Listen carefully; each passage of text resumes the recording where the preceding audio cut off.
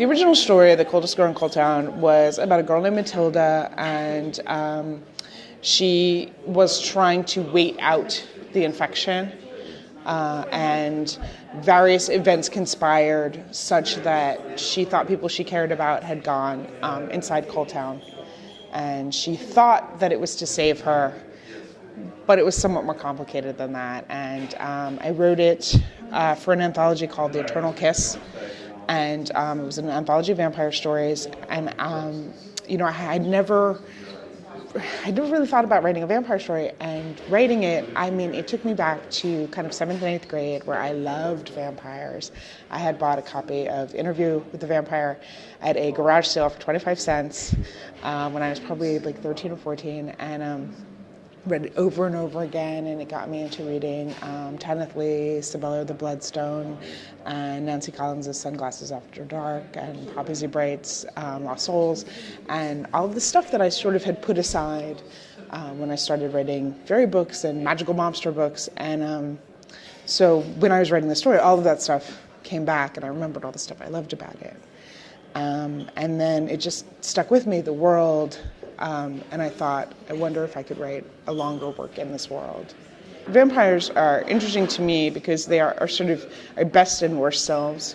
They're our most debased, most violent, most hungry, selves. They're also our eternal, our beautiful, our powerful selves. And I think that tension is at least part of what we're attracted to about them. But part of the reason that I wanted this to have, a certain amount of blood in it, a certain amount of gore in it, was that in part it was reminiscent of the books that I read, and this is in a lot of ways a love letter to the vampire books I read when I was growing up.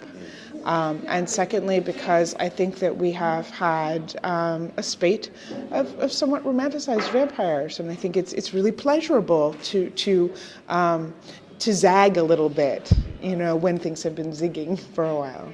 I'm a great lover of high fantasy.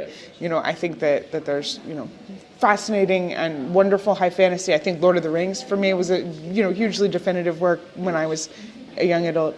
But I do think that I got to do interesting stuff with a modern setting and with a setting, where there's social media. And I thought, well, if there were vampires, what would it be like? I'm a big watcher of reality television.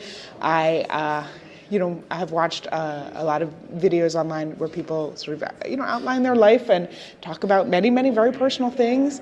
And, I'm on Twitter all the time, and I thought, if there was a vampire here, for instance, on the other side of this restaurant, would I, take out my phone and take a picture? Like, if it was feasting on someone and kind of distracted, would I take? Yes. Clearly I would. Would I upload it to Instagram? Well, once I was out of the building, would I tint it? Maybe if it looked a little bit like, I was really fascinated with that. My response would not probably be, if I could get away with it, to run or even to help, but rather to document. Would I watch, if there were videos on YouTube of vampires feasting on people, would I watch them? Well, obviously. They're up there, right? And I thought, well, other than my own personal inhumanity, is this interesting? I think we would kind of really love vampires if they were in the world, and especially we would love them if they were sort of far away in a walled city, bothering other people. But I think we would also sort of be attracted to being part of the spectacle of it. There is a romanticized notion of death and dying that predates, and I don't know that it predates the vampire, because we have vampire folklore going back, for as long as there's been folklore, but that maybe predates, a lot of vampire fiction. The idea of death and dying is the great adventure, right? And I think that does play into our idea of what vampires are, that they are, they're representatives of death, and that there is something about that is always going to play on our sort of romanticized notions of what it means.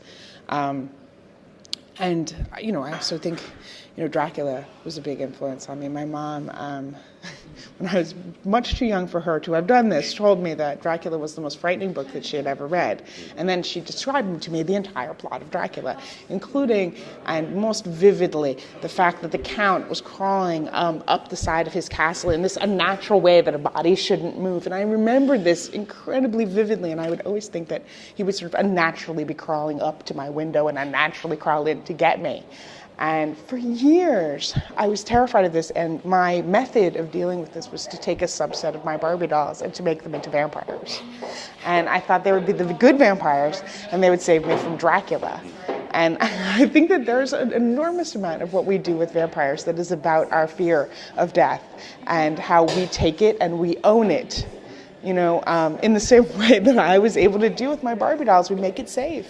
I'm a genre person. You know, I come out of science fiction and fantasy.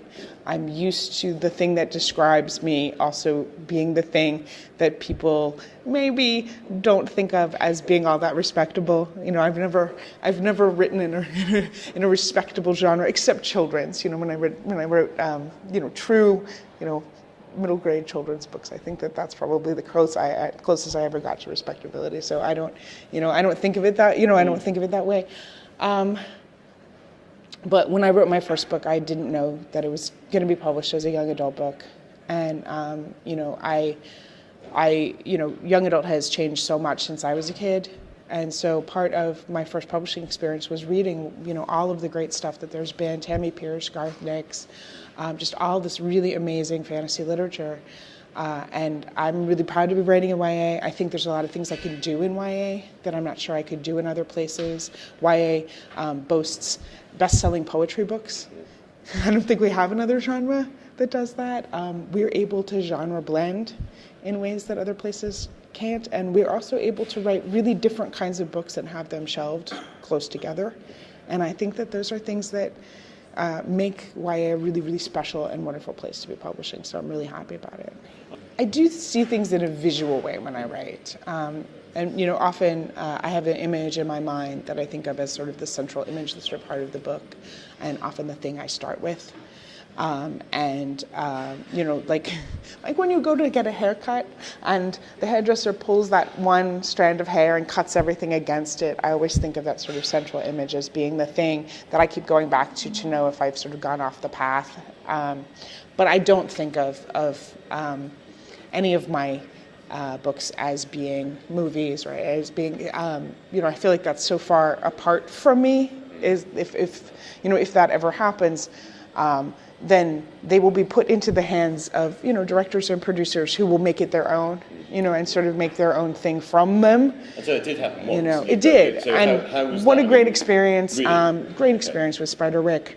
Mark Waters is just a great guy and really cared a ton about the relationships of the kids to one another. And I felt like when I saw it, it really, whenever you have a adaptation, obviously things will change. They have to change as a different medium, but I felt like the heart of the book was there, and I felt like those characters were the characters that I knew. It was actually kind of unnerving to walk around the set and sort of feel like you were walking around in your own head, and sort of in Tony's head, because a lot of it really looked like his illustrations, and we had told these stories to one another for so long. It was really unnerving. I thought, what else are the characters doing when I'm not there?